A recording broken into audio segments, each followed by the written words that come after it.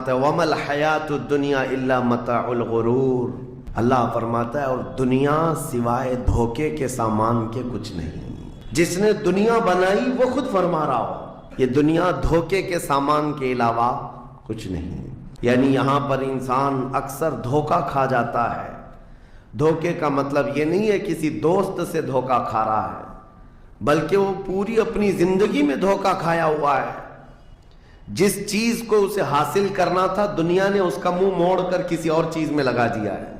یہ دھوکہ نہیں ہے تو اور کیا ہے؟ میں آپ کو ایک بات بتا دوں، آپ گھر سے نکلے تھے، سامان سب باندھ کر کے دلی جا رہے تھے، اسٹیشن پر کسی نے پکڑ لیا اور کہا آؤ چلو میں تمہیں ٹرین میں بٹھا دیتا ہوں، اور اس نے تمہیں دلی کی ٹرین کی بجائے تمہیں مدراس کی چنئی کی ٹرین میں بٹھا دیا، بیٹھ گئے تم۔ مجھے یہ بتاؤ یہ دھوکہ ہوا کہ نہیں ہوا تمہارے ساتھ؟ بہت بڑا دھوکہ ہوا کہ منزل تمہاری کہیں اور تھی، تم کہیں اور چل پڑے۔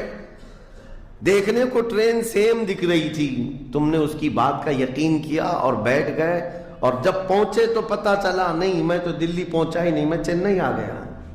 زندگیاں اسی طرح سے گزر رہی ہیں۔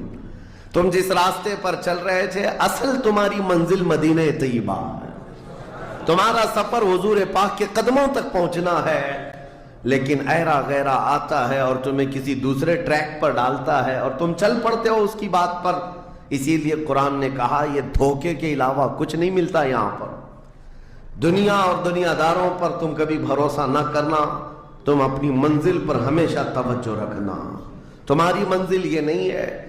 اسی لیے شاعر نے کہا تھا غلط روی سے منازل کا بعد بڑھتا ہے، مسافروں روش کارواں بدل ڈالو۔ تم ٹیڑے میڑے چلتے رہو گے تو منزل لمبی ہو جائے گی، فاصلہ دور ہو جائے گا، اس لیے چلنے کا طریقہ بدل ڈالو، تمہارا سفر آسان بھی ہو جائے گا اور منزل جلدی پہنچ جاؤ گے۔